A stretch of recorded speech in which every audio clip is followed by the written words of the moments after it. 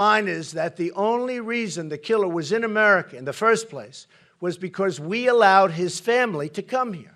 We have a dysfunctional immigration system which does not permit us to know who we let into our country, and it does not permit us to protect our citizens properly. I called for a ban after San Bernardino and was met with great scorn and anger.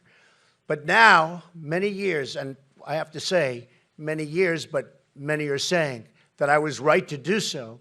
And although the pause is temporary, we must find out what is going on. We have to do it. It will be lifted, this ban, when and as a nation we're in a position to properly and perfectly screen these people coming into our country.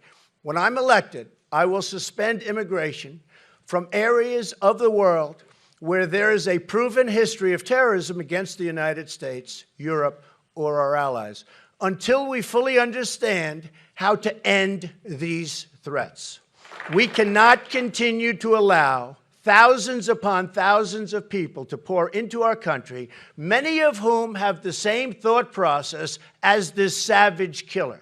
If we want to protect the quality of life for all Americans, women and children, gay and straight, Jews and Christians, and all people, then we need to tell the truth about radical Islam, and we need to do it now. The bottom line is that Hillary supports policies that bring the threat of radical Islam into America and allow it to grow overseas, and it is growing.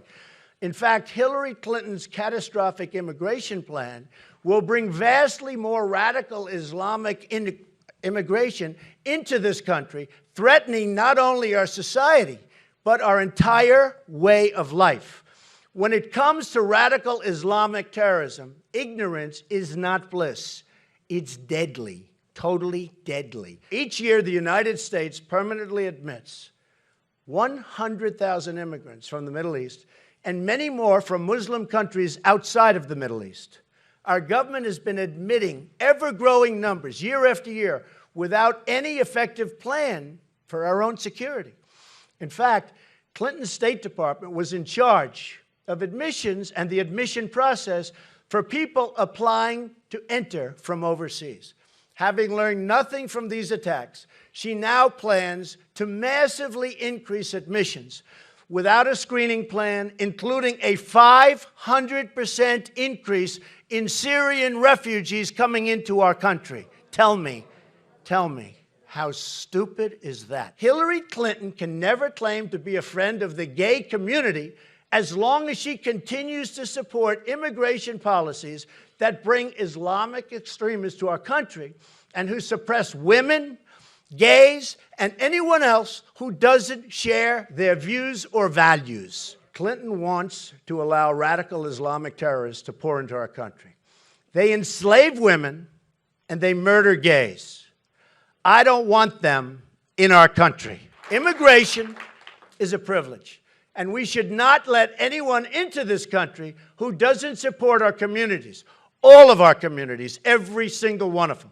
Ask yourself, who is really the friend of women and the LB and LGBT community?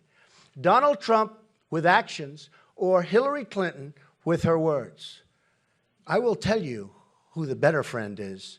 And someday, I believe